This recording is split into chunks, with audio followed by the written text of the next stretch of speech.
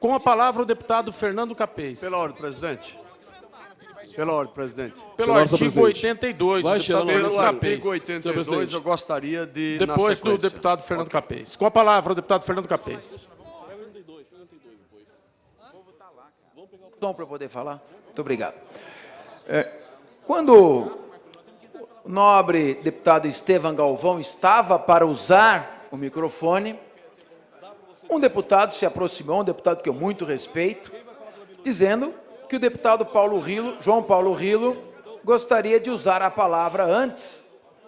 Eu peço, nós temos um orador na tribuna, eu peço aos deputados, por favor, que permitam, deputados, eu peço, por favor, que nós possamos garantir a palavra do orador que está na tribuna. Com a palavra, o deputado Fernando Capês. Muito obrigado, senhor presidente. Pedi até que restituísse o meu tempo, porque a essa altura me desconcentrei e tenho que retomar o raciocínio todo.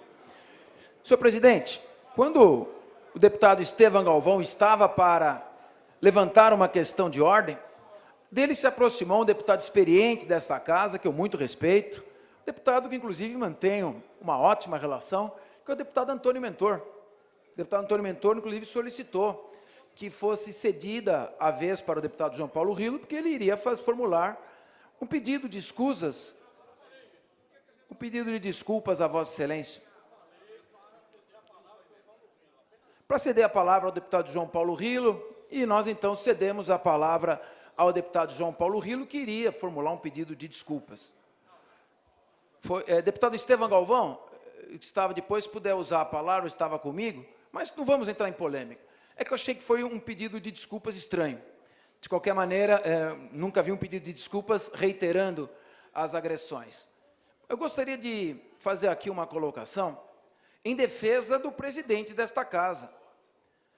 Parece que a teoria do domínio do fato, que está sendo confundida com responsabilidade objetiva, ainda recentemente um secretário de Estado acabou indiciado pelo fato de ser secretário de Estado tão somente.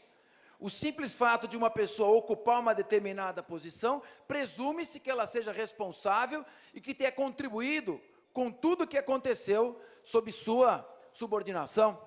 Parece que o presidente da Assembleia, sentado aí, na cadeira da presidência, tomando cautelas preliminares para que as pessoas tenham acesso a esta Assembleia, preservando-se a ordem, preservando-se a segurança, preservando-se o patrimônio público, pode ser responsabilizado por tudo o que venha a acontecer.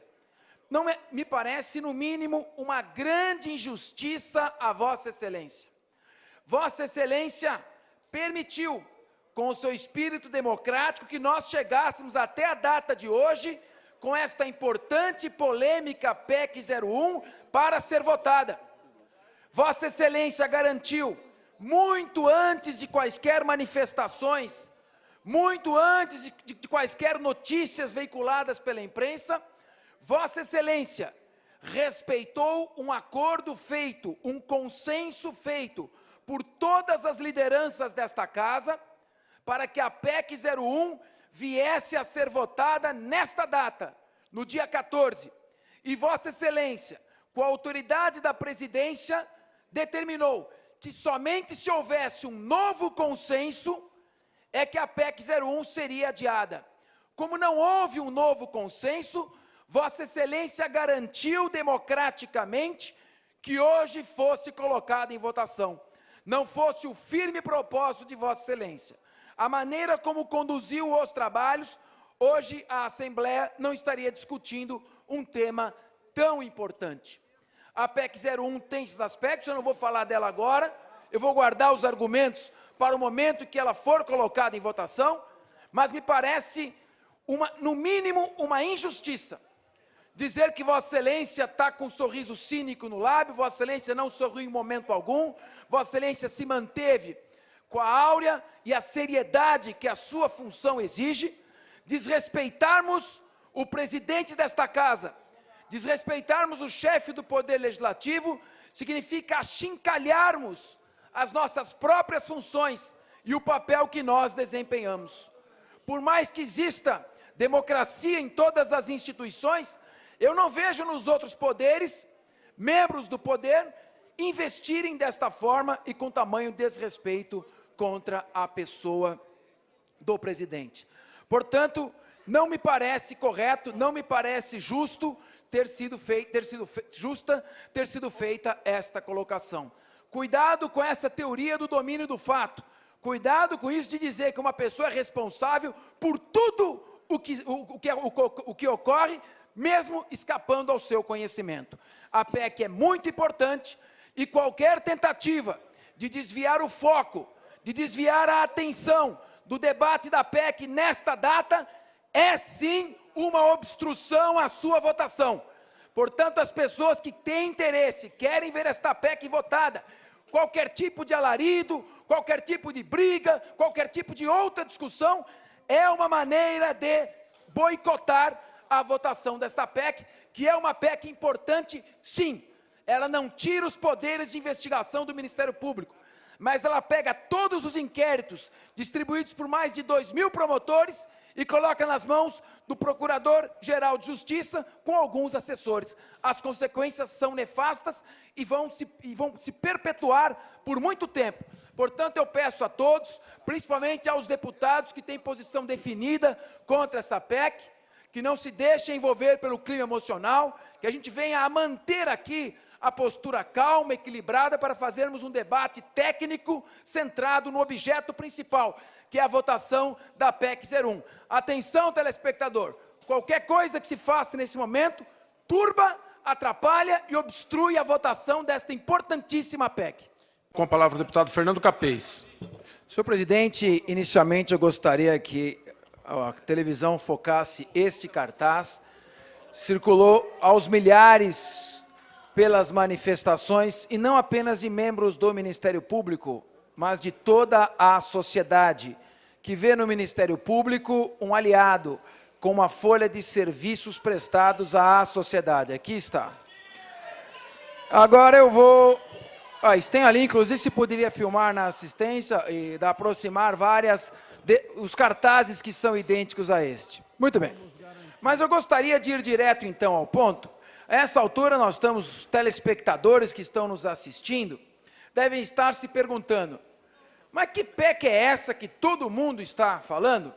Então, eu procurei organizar a nossa exposição, não apenas para os membros que se encontram aqui, as pessoas que estão na galeria até esta hora, de ambos os lados, com várias posições, aos nossos deputados, mas ao telespectador que está ali assistindo, que é a sociedade. O que é a PEC estadual 01 de 2013? É uma proposta de emenda à Constituição Estadual, que quer acrescentar mais um parágrafo ao artigo 94 da Constituição. O que este parágrafo que vai ser acrescentado, que pretende ser acrescentado pela PEC 01 de 2013, o que este parágrafo pretende? Telespectador, isso não é questão corporativista, como foi insinuado aqui. Eu não estou defendendo interesses de instituição, estou defendendo interesse seu, da sociedade. Este parágrafo que se quer inserir, retira das mãos de 2.000 promotores de justiça do Estado de São Paulo, todas as investigações de ato de improbidade.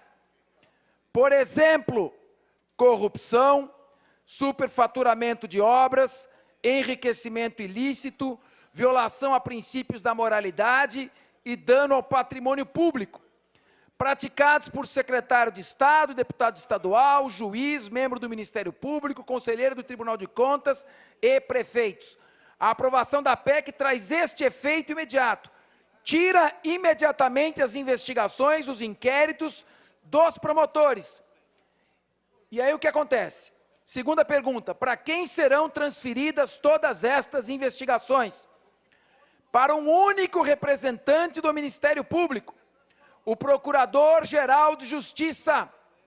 O Procurador-Geral, chefe da instituição, que detém o comando da instituição. Por determinação expressa da Constituição, é escolhido livremente pelo governador dentre uma lista tríplice. Ele teria que assumir as investigações e a propositura da ação de todos os 2.000 promotores. Por que essa proposta é contrária ao seu interesse? Por que essa proposta é contrária ao interesse público?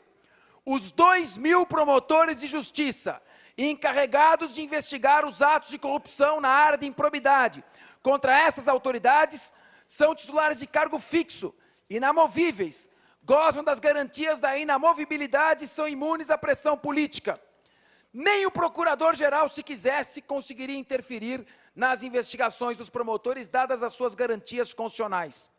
Além disso, é fisicamente impraticável uma só pessoa, ainda que seja o chefe da instituição, jamais conseguirá assumir todas as investigações hoje tocadas por 2.000 promotores.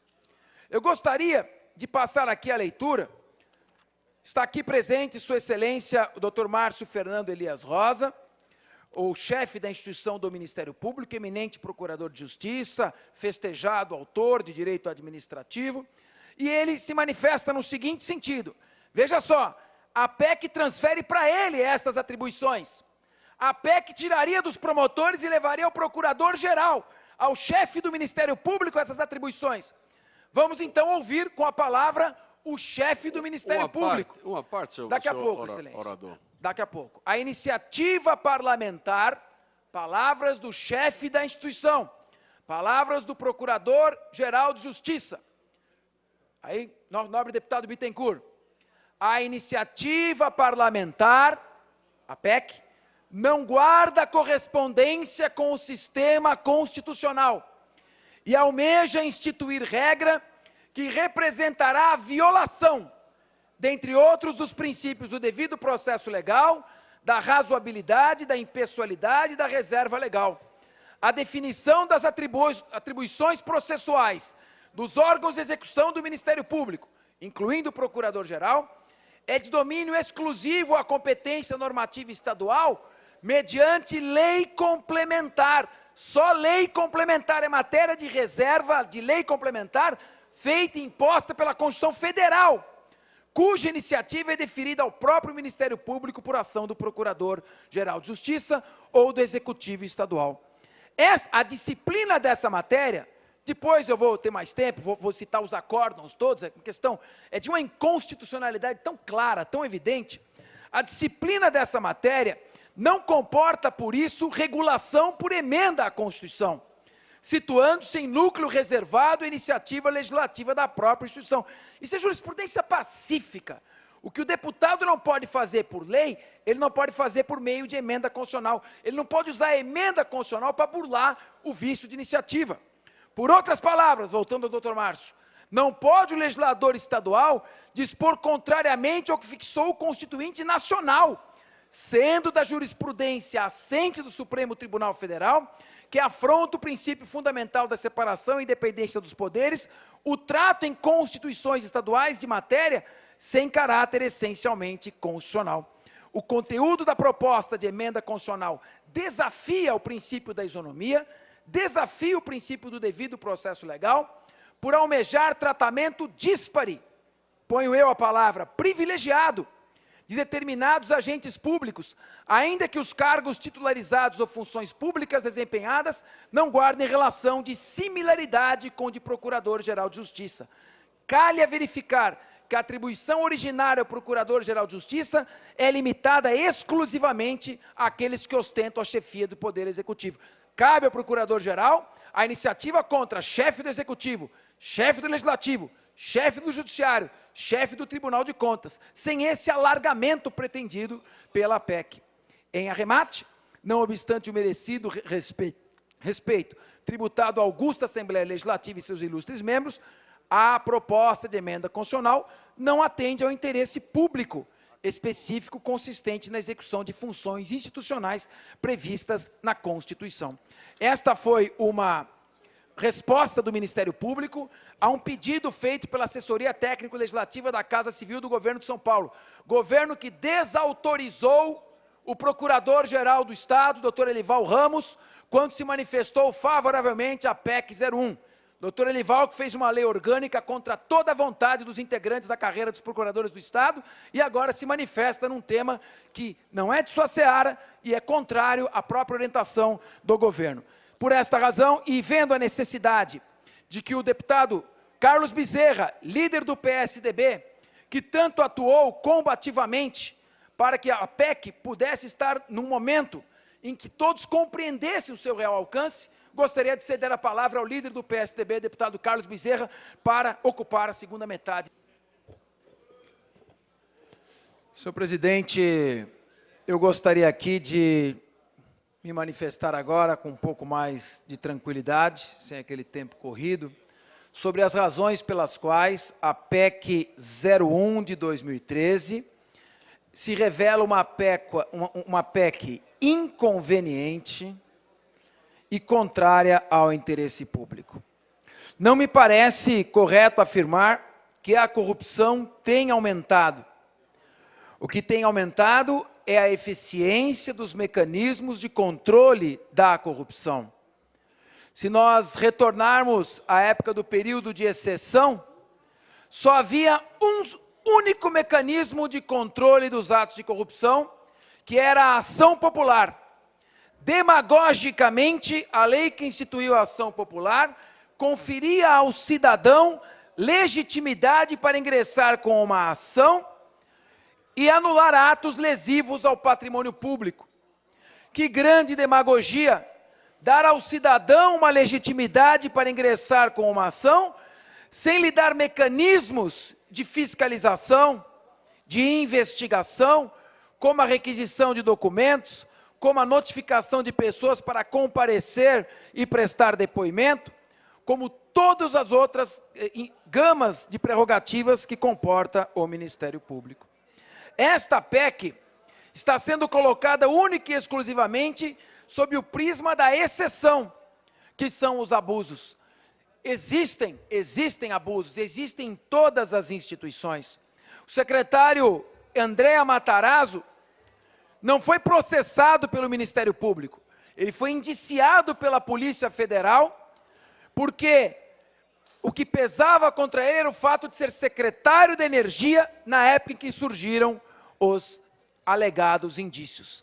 Isso é responsabilidade objetiva. O delegado deu uma declaração, inclusive, entre aspas. E por causa disso, a Polícia Federal não é eficiente.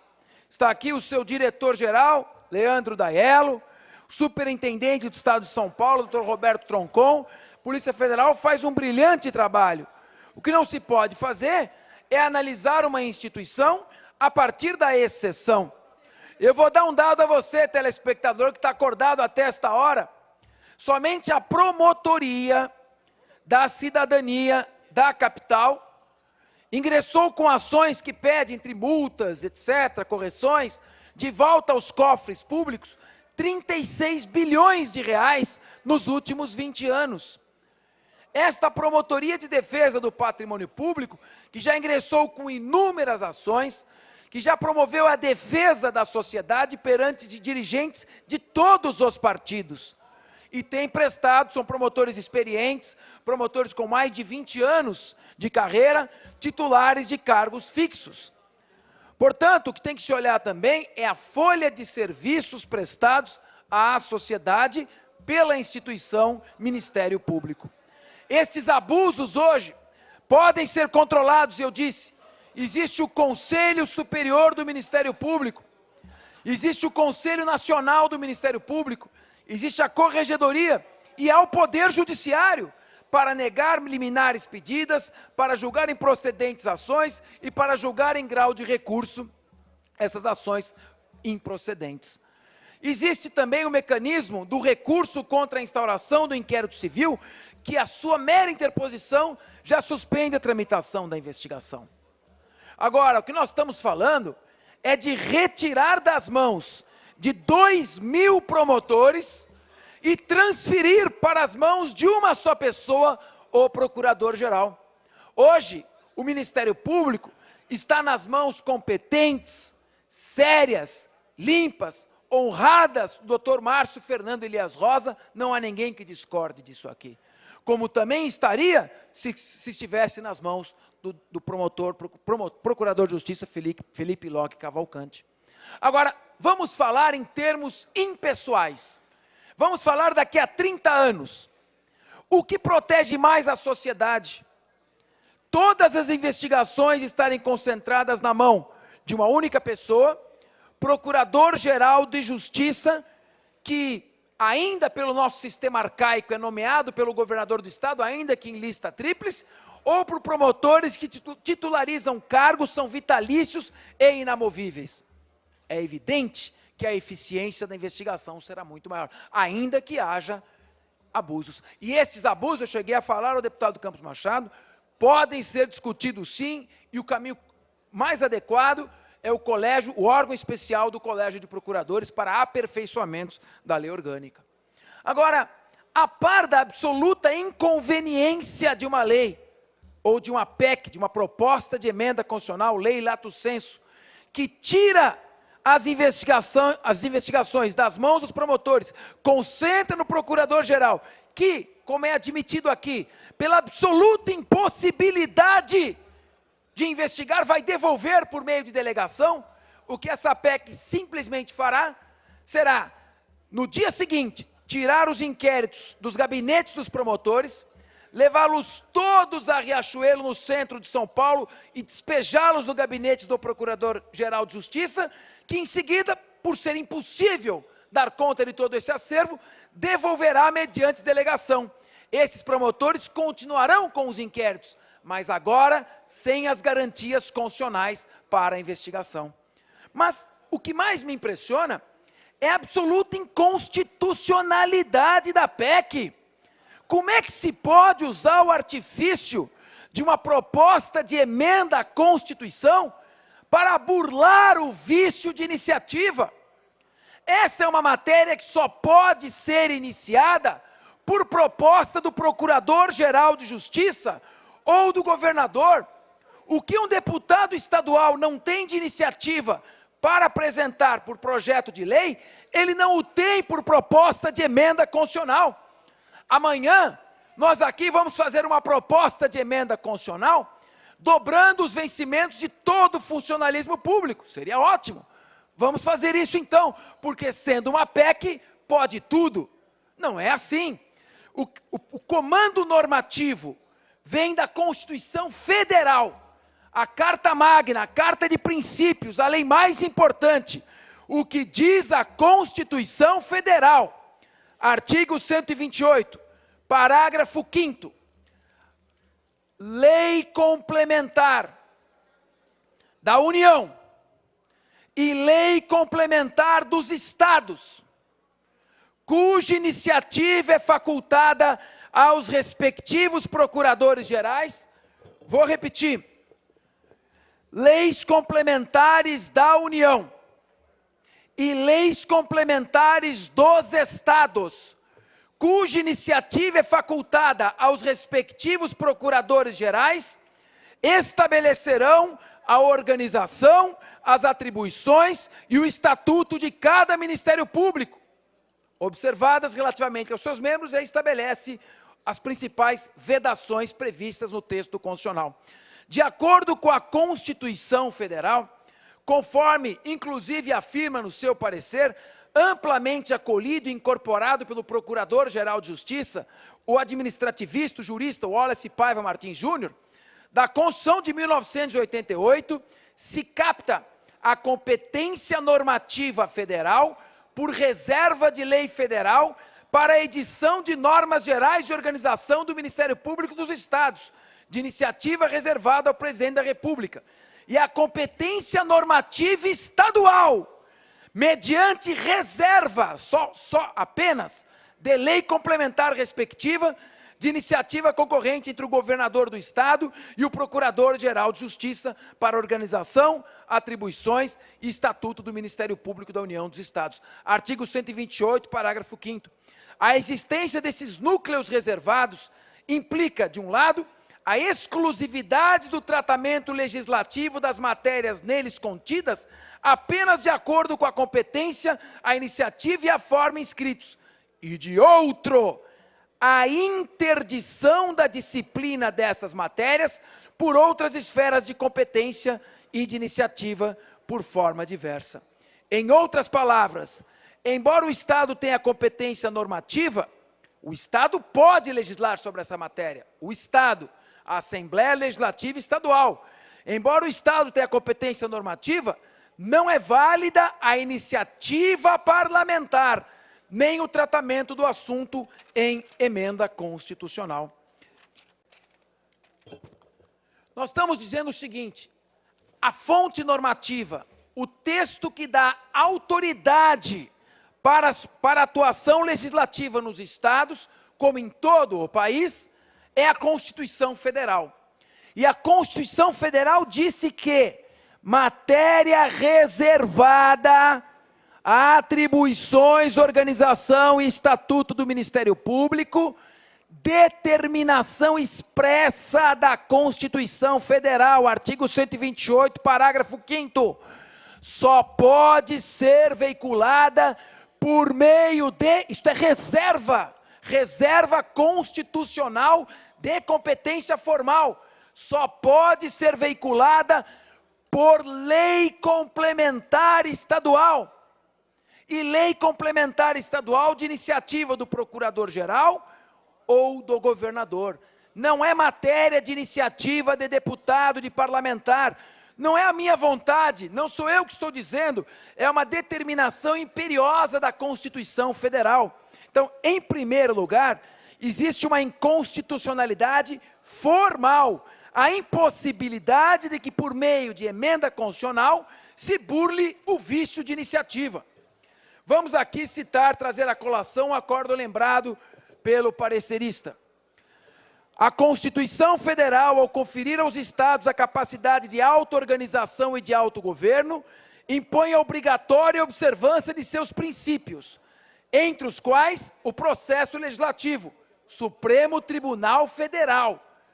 Portanto, tem que obedecer os princípios esculpidos na Constituição Federal, de modo que o legislador constituinte estadual não pode validamente dispor sobre as matérias reservadas de iniciativa privativa do chefe do Executivo. Vou repetir o acordo do Supremo Tribunal Federal. Não pode validamente dispor o legislador constituinte estadual, não pode validamente dispor sobre as matérias reservadas à iniciativa privativa do chefe do Executivo. O princípio da iniciativa reservada implica limitação ao poder do Estado-membro de criar, da mesma forma que de revisar sua Constituição. E quando no trato da reformulação constitucional local, o legislador não pode se investir de competência para a matéria que a Carta da República tem reservado a exclusiva iniciativa do governador.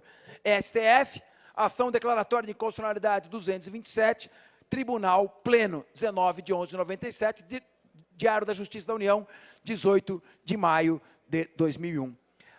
Se assim não fosse, pelo vício na competência de iniciativa, pelo vício de se dar uma roupagem diferente para burlar uma iniciativa que os parlamentares não têm, e isso é determinação expressa da Constituição Federal, o mérito desta PEC está com a sua eficácia suspensa. O mérito desta PEC já constava da redação original da Lei Orgânica 734 de 1993. E essa lei complementar estadual, a Lei Orgânica, trazia essa concentração de poderes. O Supremo Tribunal Federal suspendeu por inconstitucional a eficácia desse dispositivo, que é o inciso 5º do artigo 116 da Lei Complementar 734. E, além disso, essa PEC viola o princípio do promotor natural, porque a regra é que todas as atribuições do Ministério Público sejam exercidas pelo promotor de justiça. A exceção são aquelas matérias estritamente reservadas ao âmbito do procurador-geral e que, por conseguinte, em obediência ao princípio constitucional do promotor natural, importam em interpretação restritiva. Finalmente, a propositura, segundo o próprio Procurador-Geral de Justiça, que seria o receptor de todos esses inquéritos. Essa proposta não está alinhada ao princípio da impessoalidade, constante do artigo 37. A expansão, o alargamento dessa atribuição excepcional para outras autoridades não referidas, não é aferível como convergência ao princípio da igualdade, e não há relação lógica que justifique este elemento diferencial e a finalidade almejada pela discriminação. A proposta não consulta ao interesse público, a proposta não consulta ao interesse público, não é conveniente, nem... No meio da minha fala não dá. A proposta não consulta ao interesse público, não é conveniente, nem oportuna no atual estágio do ambiente político e institucional brasileiro, inaugurado após a redemocratização. Vai na contramão e não favorece os fins da repressão à improbidade administrativa, ao tentar estender à ação civil pública a atribuição originária que, de acordo com a Constituição Federal, é a distrita ação penal pública. O Supremo já disse, não se pode estender à improbidade o foro por prerrogativa de função estabelecido para a competência penal. É uma PEC, portanto, claramente inconstitucional e notoriamente inconveniente. Pese embora o meu respeito ao deputado Campos Machado, eu vou votar contra esta PEC, porque a regra, a absoluta regra, imensa maioria, é de promotores honrados que fazem um brilhante trabalho e tem uma vasta folha de serviço prestada à sociedade. Quem vaiou, que vá consultar o que está fazendo.